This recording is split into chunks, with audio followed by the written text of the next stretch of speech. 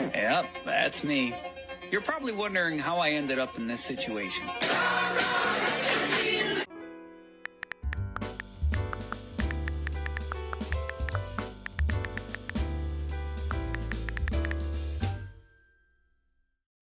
9 hours of surgery later, and here I am.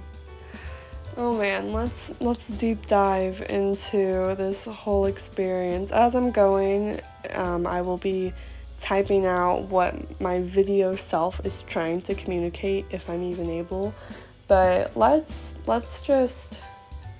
talk about this. My surgery was 9 hours long. It went 3 hours longer than predicted.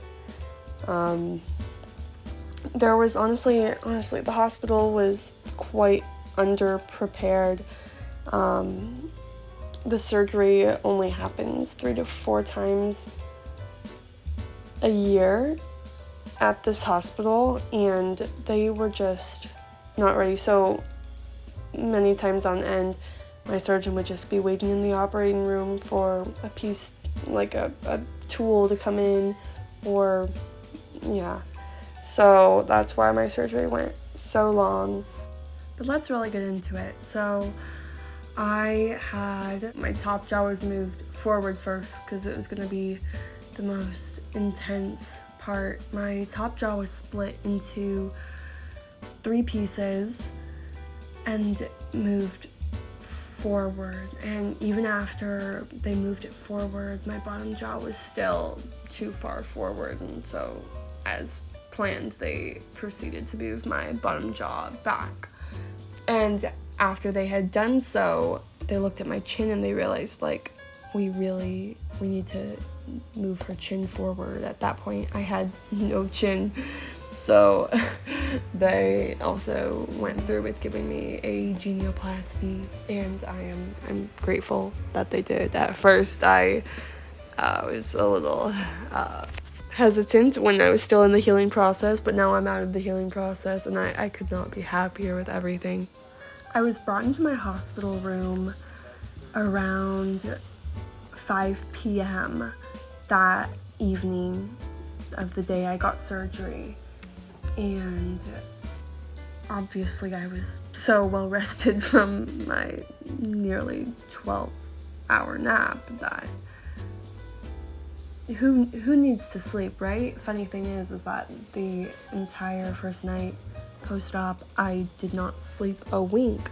I couldn't, whether I wanted to or not, because I had nurses coming in literally every single hour to take my vitals. Like, it's no joke, you guys. I've done a lot of research going into all of this. I never once heard anyone mention just how persistent the nurses are with checking your vitals.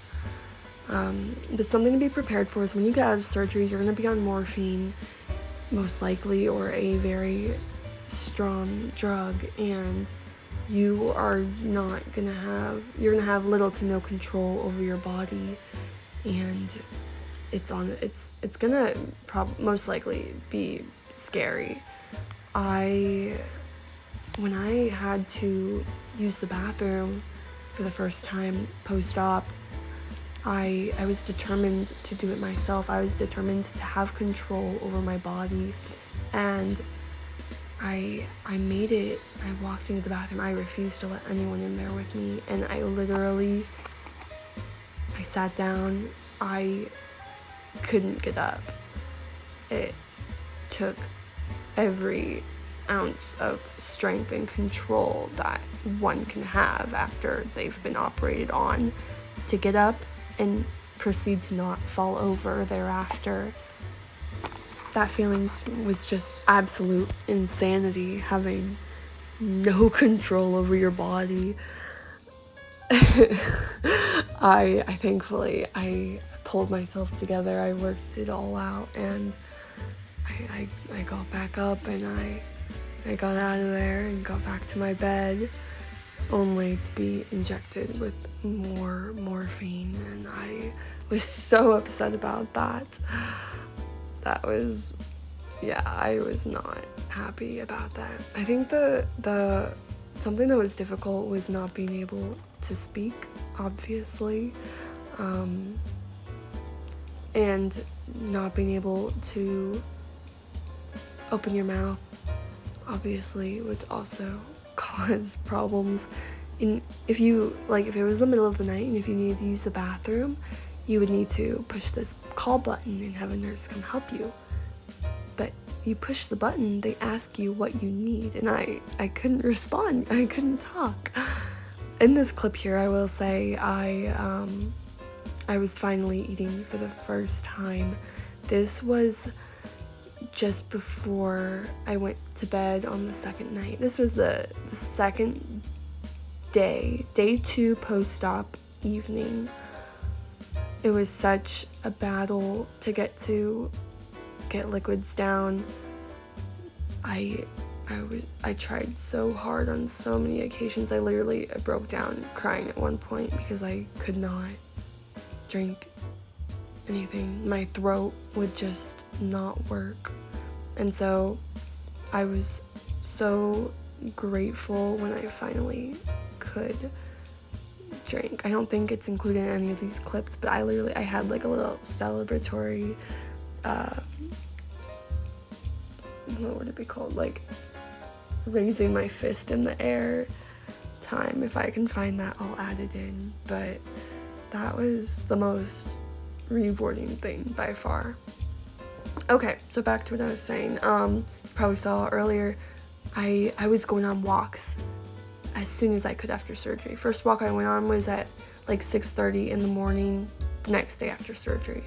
And I was walking 2 to 3 times that day, and then, well, I guess that's the only days there. I was only in the hospital for 2 nights.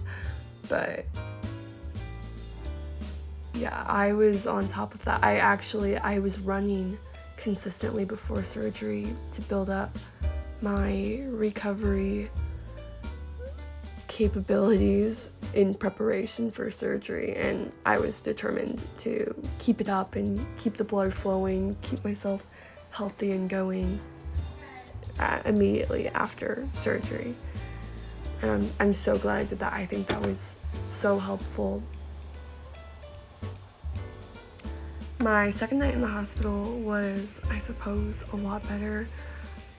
First of all, I was so lucky. I had my mom. She was able to stay in the hospital with me. This was just before I turned 18, so I was still a minor and technically was allowed to have my mother with me. And I do not think I would have survived without her, because the nurses were just not equipped to help my case.